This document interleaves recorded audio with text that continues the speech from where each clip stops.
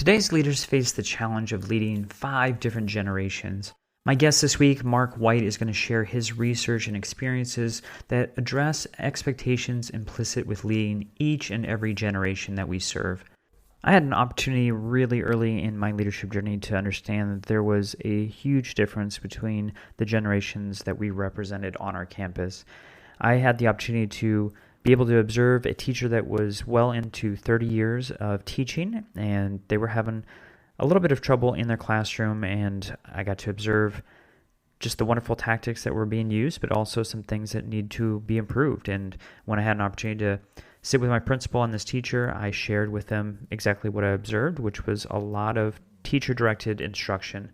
As a campus, we were shifting from more of a collaborative setting for our students, where they had an opportunity to talk with one another and really work on different projects and problem solve, and this just wasn't occurring in the classroom. So I tried to share that as best I could. Unfortunately, the teacher didn't really understand what I was trying to communicate, and I used the term sit and get, which really did not go over very well. And I remember the teacher getting very angry and saying, "Look here, Sonny, that's not what is going on in my classroom." And I was taken aback by that communication because it was very obvious that this teacher viewed me as a very young leader and that I didn't have the experience to provide the feedback that I proposed. I did some reflection and realized I missed the mark on how I provided that feedback. I think this week's guest, Mark White, does a wonderful job of providing some tactics to help leaders understand distinct generations and how to work with each one of them. We also talk about the advice to create a welcoming environment for our earlier generations, the Gen Z and Gen Alpha. And of course, looking at his new book, Leading 5 Generations in Schools. Welcome back, everyone, to Aspire to Lead, where we will be discussing the visions, inspirations, and experiences from top educational leaders. My name is Joshua Stamper, and you can connect with me on Twitter or on Instagram at Joshua_Stamper. I am so excited because this is so valuable as far as the information on what every leader needs to know to enhance their skills. I have the pleasure of having Mark White with me, and we're going to talk about generations. Mark, thank you so much for being on the Aspire to Lead podcast.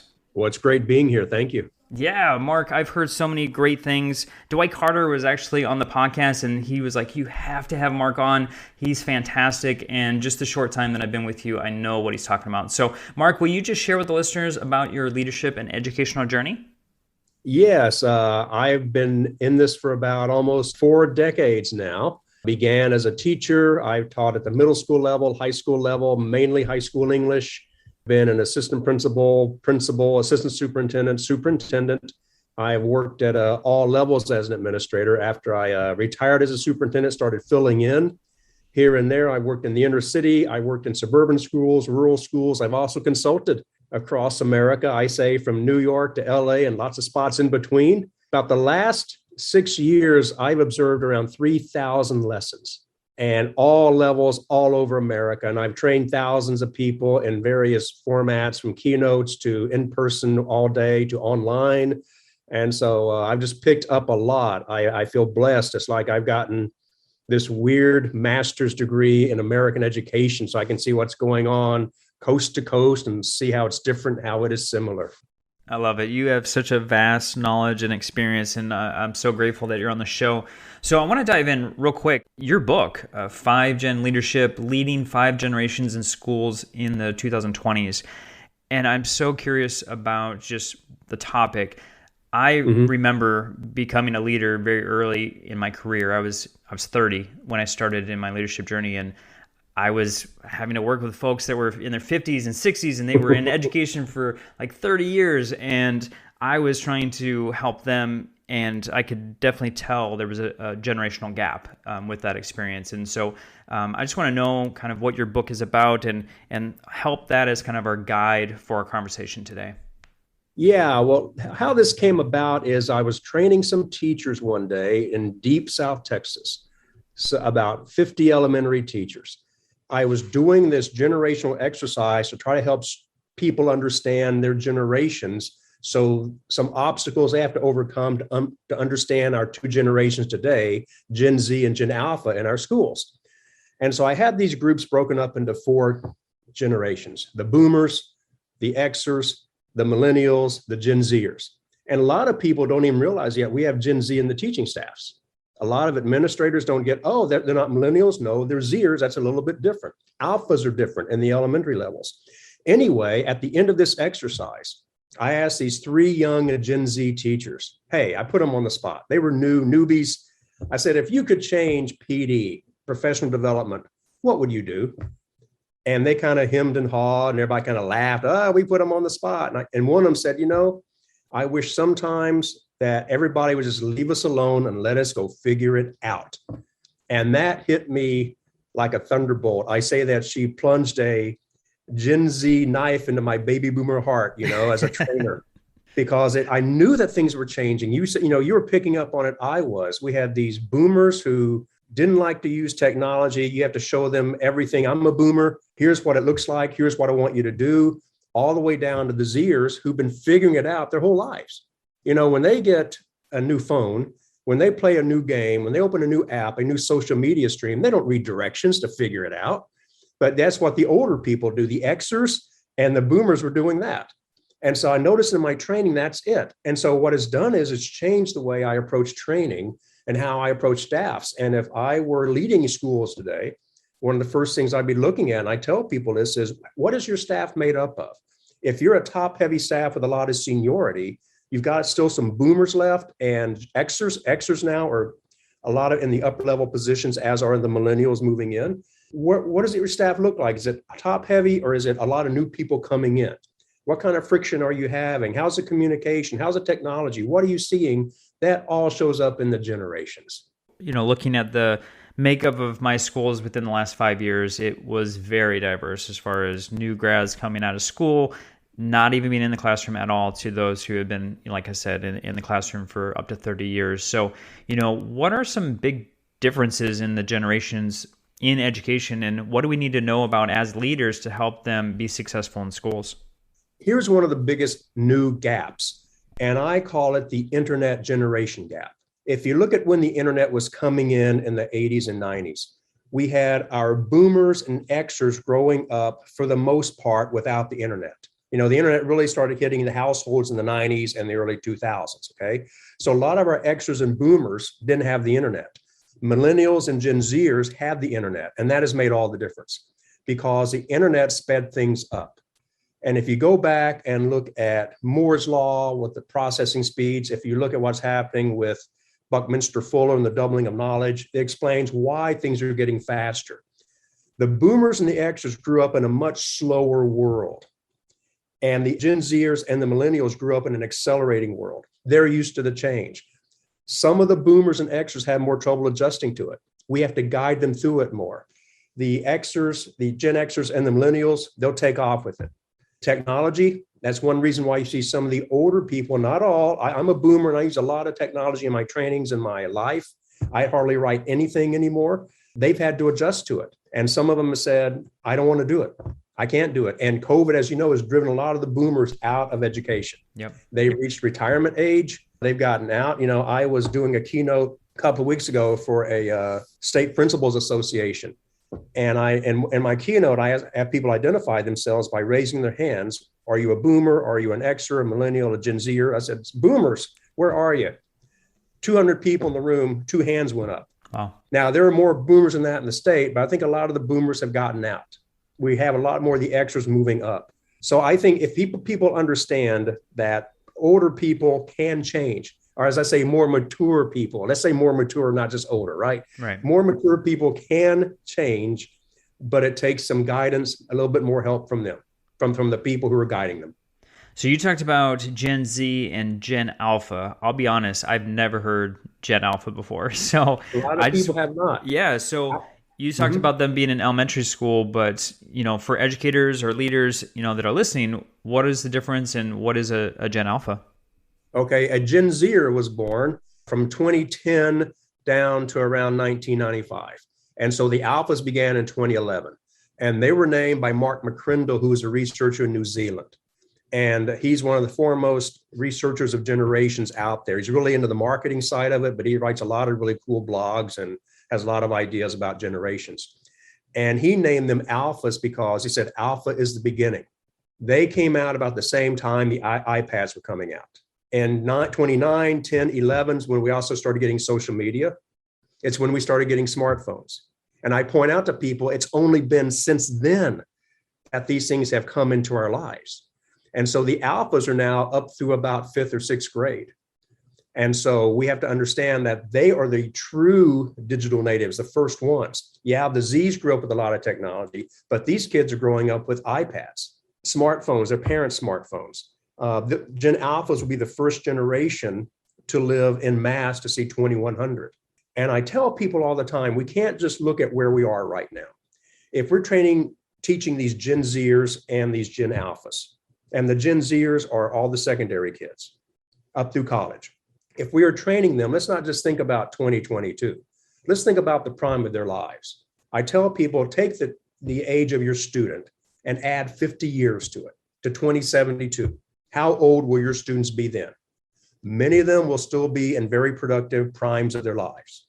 They will be living through the rapid acceleration coming at us by 2030, 40. Imagine 2060, 2070, 2080.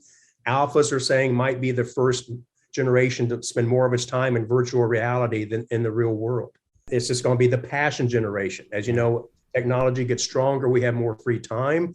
The Zs and the Alphas will have more time as adults to explore their passions, we're hoping. So they are going to live vastly different lives. And so that's why we need today upper levels of rigor, analysis, evaluation, creating for them. They're going to be analyzing, evaluating, creating their whole lives. Rote memorization is going by the wayside. Yep. I think one of the big challenges we have going forward with these generations is what should be memorized today and what shouldn't be memorized. You can't not memorize some things, but we're still doing too much memorization, partly because of the standards, but that's another conversation. But these kids are going to live very different lives as adults. So the alphas are in the elementary schools. They're going to be more digital. They're going to want more choices, more options. That's what's coming at us here in education. And as they move up into adulthood, into teaching, into parenting.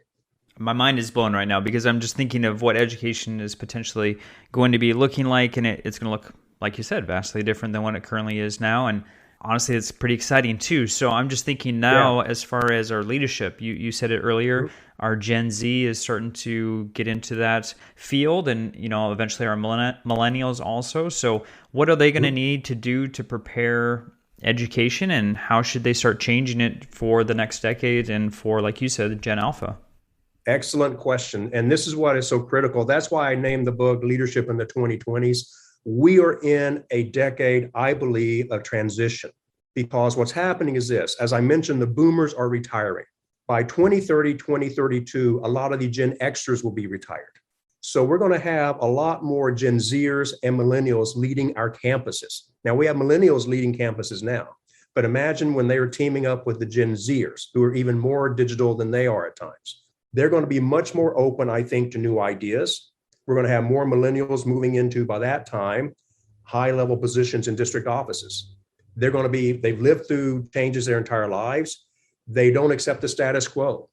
They're much more open to new ways of doing things. Let's look at parenting for a second, too. By 2030, 2032, in the next decade, most of our parents are going to be millennials and Gen Z parents. They don't accept the status quo. You hear about people questioning more testing all the time around the country. With what we know about the rapid changes in society, the growth of knowledge, the devices coming our way, the AI that is coming, I just don't think that they are going to tolerate the current testing system that we have. Not that they don't want accountability and kids educated, but this 20th century model has to be thrown to the wayside to be replaced by one that gets kids to analyze, evaluate, create, do more projects, do more capstones, use their AI, use their wits about them to create new scenarios, deal with new scenarios. And so I think the parents are going to demand change. We're going to have administrators wanting change. AI is going to bring about, I think, really even more changes. I mentioned that smartphones and social media came out around 2010 or so. We didn't see that coming. What's just over the horizon that we can't see that's going to change our lives and change the way we educate kids? It's going to have to change. We cannot keep going like this. Are we still going to be giving these kinds of tests in 2040 and 2050? I don't think so. So when are we going to make that change? And I think these generations will lead the way in doing that. And one more thing, I mentioned the internet generation gap a while ago, right? These kids coming up, these Gen Zers and millennials, they're on the far side of that gap, the good side of the gap, in that they're used to the technology. They're going to be much more accepting of technology, as will all the teachers coming in. So I think we're in for an exciting rebirth of education and what it can look like if the politicians get out of the way and if the politics get out of the way. People want more choices. I don't know if one system, a private school system, a public school system, can serve all the choices that people are going to want out there. So what does that rebirth potentially look like? I mean, looking at your research and whatnot, I mean, I can only imagine, the pandemic kind of gave us something that we weren't expecting, and we had to create a system out of nothing, essentially, to do online learning. And now, we've got a generation that is very accepting of technology. So I'm curious, just your thoughts about what that rebirth may look like. Well, as you know, the pandemic sped up the use of technology in schools, in that it got more devices into hands and it got a lot more teachers trained on how to do online training, which also led, I've seen, to more use of digital tools in the classroom. So we're in better shape now. The internet's stronger in schools than we've ever had it. It keeps getting stronger. The internet is not fully built out yet. It's going to keep getting stronger. So I think we're on the right path. So I just think that more choices is going to be, for example, at the high school level with juniors and seniors. Are they still going to be in school as for 5 days a week, 10 years from now? I've told people, and they're building one in the community where I used to be a superintendent. I tell people who are building a grade 9 through 12 comprehensive high school, hey, make it multi-use, because in 10 years, 15 years, 20 years, if you're still paying for this building, it might be half empty. It doesn't mean that the kids don't want to come to school, but they might come to school 3 days a week or half a day. We're going to have AI that can let them do other things, or what other programs are we going to have? And if we don't offer what these kids want, and we're seeing this already with even more charter schools out there, a new type of school down the street is going to do it. So there are charter schools popping up trying to meet the needs of these young people today. I think we're going to have different types of models coming up in the future that are going to meet the demands of these parents and kids wanting more choices in how they are educated. I love it. That's so exciting. Definitely wants to see more choice in the educational field. This podcast is a proud member of the Teach Better Podcast Network. Better today, better tomorrow, and the podcast to get you there. You can find out more at teachbetter.com/podcasts. Now let's get back to the episode. Mark, you don't only work with schools, you also work with businesses. So I'm also curious about, how this is translating as far as your research, your book. How is that helping the private sector? Yeah, I've recently started taking my 5-generation book, and I'm working with a co-author, Sammy Scarpetti, who is a vice president in a firm that does a lot of training of businesses. And so we are rewriting it for the business sector. And so I'm taking my research, and she's taking her acumen that she has from dealing with businesses from the business side. And a lot of it is the same thing. As a matter of fact, a lot of my research came from what people found about millennial workers. And I had just seen this going on in schools. But a lot of the research is from the private sector, not from the schools. And so we are taking these ideas and rewriting it into a book for business leaders. So here's what's going on in your teams. You have to understand this about why they're reacting as they do. And so we're finding that the businesses are concerned about their young people. I hear all the time from the older leaders, what is going on with these young workers? And the young workers are thinking, what's going on with these old people? I can't get it. With the OK Boomer movement, right? Remember OK Boomer? Yep. That's the angst that they're feeling, like, OK Boomer, I got it, shake their head. And it's so different today. It used to be we revered the people at the top. And now we're saying, if you're at the top, if you can't use technology, can't keep up with all the changes going on, you're out of date. And so we're seeing the same thing going on. One of the biggest fears in business leaders is being left behind, being thought of as a dinosaur. And that's a big fear they have. And back with teaching for a second, a lot of our teachers now, the older teachers used to be the most revered people on the staffs. Now, if they can't use the technology, they feel left behind. they feel the same way the business people feel, like, whoa, the world has changed. I can't keep up.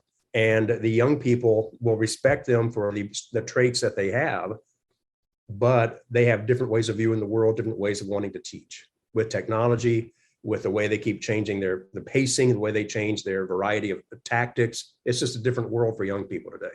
Mark, I want to let our listeners know that you are an author of many books. So, we've talked about one specific in this episode, but I want to make sure that they understand that there's other text and material that you've produced. So would you just share real quick some of the other titles of your books? Yeah, thank you. My first book I wrote with Dwight L. Carter, my good friend and co-author. Awesome guy. He has a great book out, Be Great. And so, we wrote our first book called What's in Your Space? And it was about new types of learning spaces. And when I was a superintendent and Dwight was the high school principal, we led a team that helped design an addition to the high school that was unlike anything anybody had ever built before. And that this was in 2010 through 2012, opened in 2012 with soft furniture, bright colors, lots of windows, built for creativity, built for technology, built for collaboration. And when we told people what we were doing, a lot of people thought we were crazy. It was a very scary thing to do because no building had been built like that. It was honored by Scholastic as one of the top education buildings in the world when it opened that year. We partnered with Dell, Cisco, Intel to really make it all happen. They got it. The building opened. The kids loved it. The community saw it, said, oh, now I get it. It worked. And then the second book is Leading Schools in Disruptive Times. And I was talking about just the changes. And Dwight and I were talking about how things had changed since we had begun our careers. And what I had seen I began teaching in the 1980s. And what I got for the educational leaders is they keep piling things on our plates and they don't take anything away. Yep. Something has to give. And just talking about the disruptions coming at us and trying to get people to understand you have to have a mindset that you have to surf the waves of change, because the waves of change are tsunamis. And if you can't get to the top with your metaphorical surfboard and surf them, they will wash right over you. And so the best leaders moving forward through the 2020s and in the 2030s, they're going to have to keep changing. They're going to be on those surfboards their whole careers. Nothing's going to remain the same.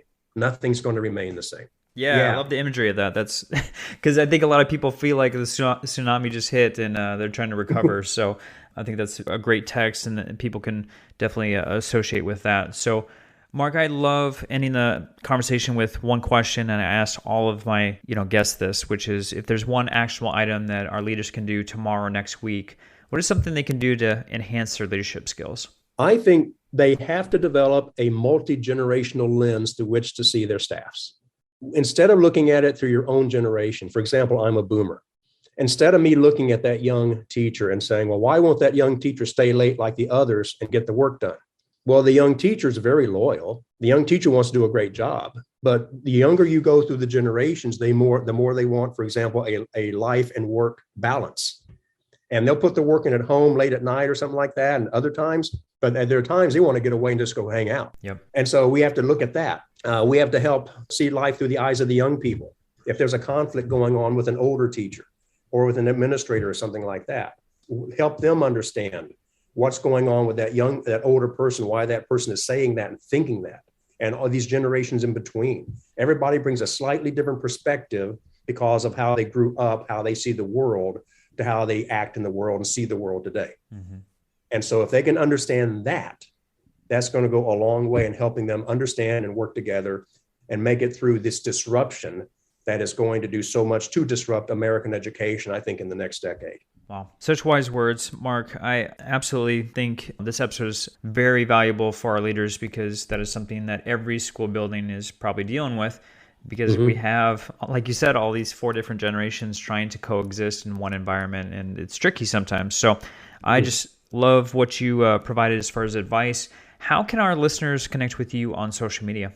Yeah, the best way with me is at MarkWhite55 on Twitter. And my website is www.markwhitelearning.com. So if anybody wants to look at my website, I have some blogs on there and some stuff about the books and about what we're doing with teams and that sort of thing. So Mark, real quick, when they jump on your website and they see the services you provide, how do you support districts? Yeah, what I do is I can go in and do keynotes talking about this, helping people shift their mindsets. I also do follow-up coaching. I mentioned the need for high rigor. And, I can go in and analyze, help coach a teacher, coach an administrator on how to look for rigor. What is rigor? People don't always understand what rigor is. And not just knowing it, but saying you need to do it because of what's coming, like I said, in 2072. Yeah. So I provide coaching, I provide keynotes, I can do all sorts of training for them.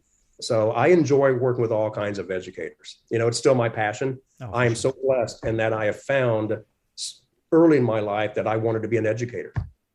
And so I'm still doing it, still going strong here, still have a long way to go. So awesome. I'm happy to help out any way I can. Well, all those school districts are very fortunate to have you. And for those who want to connect, make sure that you check the show notes. We'll have all those links. His website, social media accounts will be on the show notes. And of course, all of Mark's books. So make sure that you connect and make sure that you get these fabulous resources as soon as possible. Mark, it has been a pleasure to speak with you this evening. I'm just so honored that you took the time to share the research that you have and about all the different generations and how leaders can enhance their skills with the generational gap. Thank you so much. Well, thank you for having me.